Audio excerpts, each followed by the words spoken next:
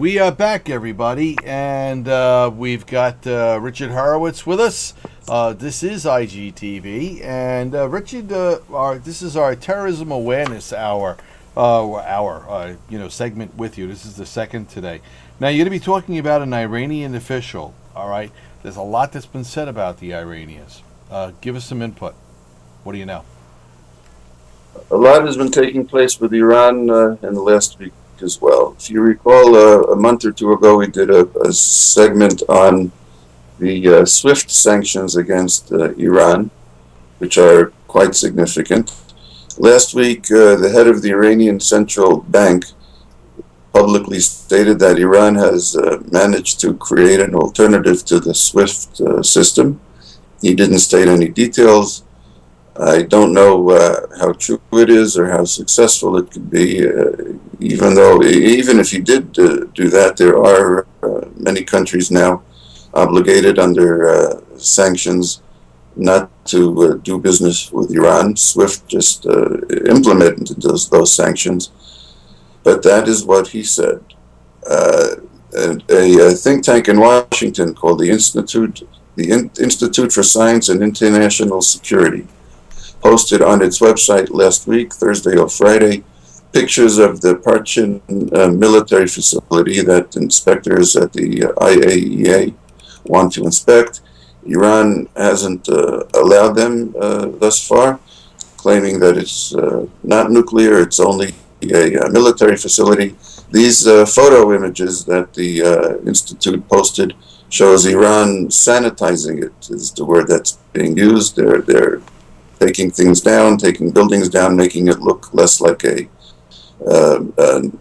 facility for the testing of nuclear capabilities in preparation for allowing the inspectors to inspect.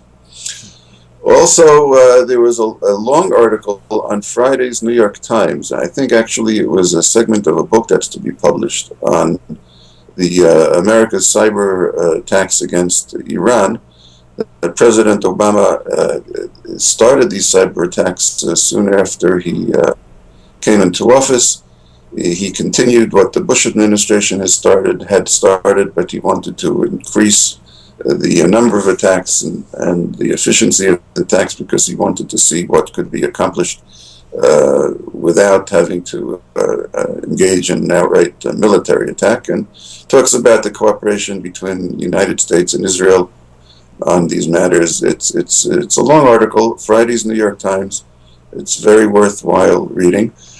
And finally, we have a statement made by a senior official of the Iranian Revolutionary Guard, the deputy commander of the Al-Quds Force, who is responsible. The Al-Quds Force is responsible for overseas operations.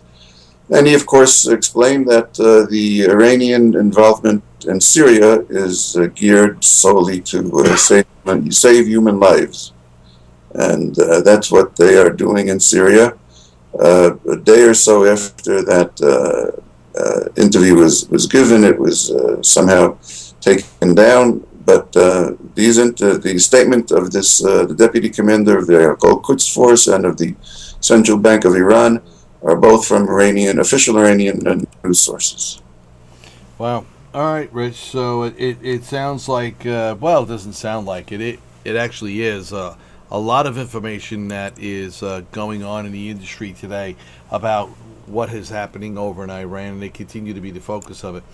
Hats off to the president for stepping up the cyber attacks, but I don't know where that's going to go. All right. Anything else to close out the program today? Well, I tell you, we plan what we're going to say a day or two or so, a little more beforehand. But even this morning in the paper, there was news of new plots and new attacks. So I guess we'll talk about them next week. Yeah,